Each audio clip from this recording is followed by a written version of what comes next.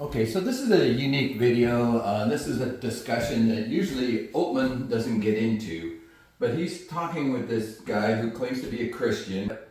Uthman's going to discuss what it means to be part of the faith before Judah, and what do we call those people? And he wants to say that the name Muslim should be applied to these people, but before Judah existed, we had a faith in the one true God. What he brings out is there was a sacrifice. Cain and Abel, they both did sacrifice. Cain did a sacrifice of vegetables. Abel did a sacrifice of blood. And so God accepted the blood sacrifice, but rejected the vegetable sacrifice.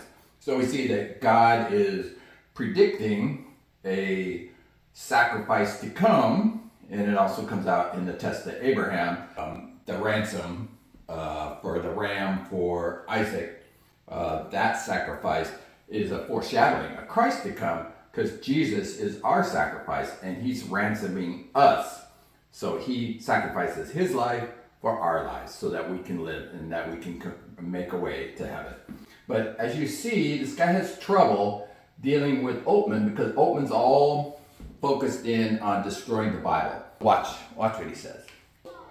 If we take it back to looking at the original law in the Old Testament, you would agree that that was Jesus, the God, Father, and the Holy Ghost together made that law. In the Old Testament? Yes. Like Genesis, that's all Old Testament, right? Yeah. But Jesus is God at that time, right? Yes. And so he didn't become God when he came on earth or something. No, he was always God. Okay. So let me ask you, because I have a lot of questions. This is my Bible. You can open up Exodus 21, 21. Okay, so this is Exodus 21 to 20 to 21, and it says, if a man beats his male or female servant with a rod so that he dies under his hand, he shall truly be punished. Okay, so that's murder. Notwithstanding, but if he remains alive a day or two, meaning his intention was not to kill the person. The idea is, in this law, is that if the slave remains alive, that means there's no premeditated murder on this slave. The intention was discipline and not murder. So you can see there's a difference here. But Uthman says that there's a serious problem with this because he doesn't understand why God would have a law like this. That's not problematic to you? Sounds like a law. Okay, so this is God's law, Jesus' law, and it says, if a man beats his male or female servant with a rod, if they die under their hand, then they will be punished. If right at the time of beating they die. Yeah. Notwithstanding, if they remain alive a day or two, there's no punishment because that's their property. That slave is a property. If he dies, as long as he lives a day, it's okay. No punishment.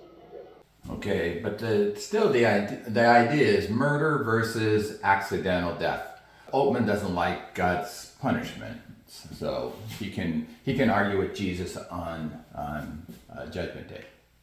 Well, you seem too logical. Look, you know what African Americans have been through in America, right? So remember, we're here to register about the law of God. Remember the law of God, right? It's the law of God. Yes. Now, in the law of God, remember the law of God, you have the Ten Commandments in the previous chapter. Ten Commandments, right? Okay, I believe in the Ten Commandments. Okay. So Ten Commandments, you believe in? Yes. Right? Because they were from God. And those people, right? I mean, I want to let you speak, but that's a question and I'll respond. So I have to give that point to Uthman because he's very true. If you answer a Bible verse with a question, it doesn't really explain the verse, and us Christian guys should have explained that verse. Okay, in this next segment, we have a black historian woman talking about the Zanj and what the black slave owners, the Muslims, what they thought of their slaves. The first quote is, fetid odor, limited intelligence, extreme exuberance, and cannibalistic customs. That's Kazoni, an Arab scholar. Another writer, Masudi, records that they had smelly skin, excessive petulance, sparse eyebrows, and highly developed sexual organs.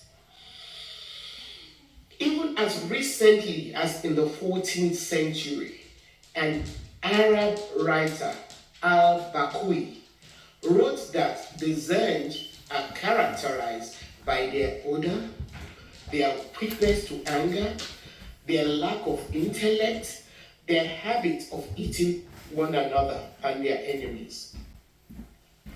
One Arab scholar, Kindi, goes so far as to try and explain why they were less than human by claiming that the hot climate in the land of the Zanj made their brain to lose its balance. He goes further to say this was responsible for their lack of any form of intelligence. In spite of the wealth that the Zanj generated for their Muslim, Arab, and sometimes Persian owners through all this inhumane labor, they were only given a few handfuls of flour, semolina, and a few dates to keep them alive. The first recorded rebellion by the Zanj took place in 689 AD, but it was quickly suppressed by the caliphal forces. You will also recall that the men were castrated because the Arabs believed that castrated men made better soldiers. And the Zanj endured caliphal attacks for years, and it took an army of 50,000 men to take the Zanj capital city. Ali ibn Muhammad was captured, beheaded, and his head was sent to Baghdad for presentation to the Caliph. The Zanj revolt, which had terrorized Iraq and undermined the Abbasid Empire for nearly 15 years, was finally suppressed. Now, the fact that the Abbasid Empire, the strongest administrative system in the Muslim world, struggled for 15 years to suppress the Zanj revolt illustrates the massive nature of the insurrection as well as the resolve of the Zanj freedom fighters. So what's the final result? The Zanj rebellion lasted about 15 years, estimated casualties to be about in 1.5 million to 2.5 million. It would have been a good thing if the Christian would have brought up the Zanj rebellion to Uthman when he was talking about slavery. So it's a fruit of Islam.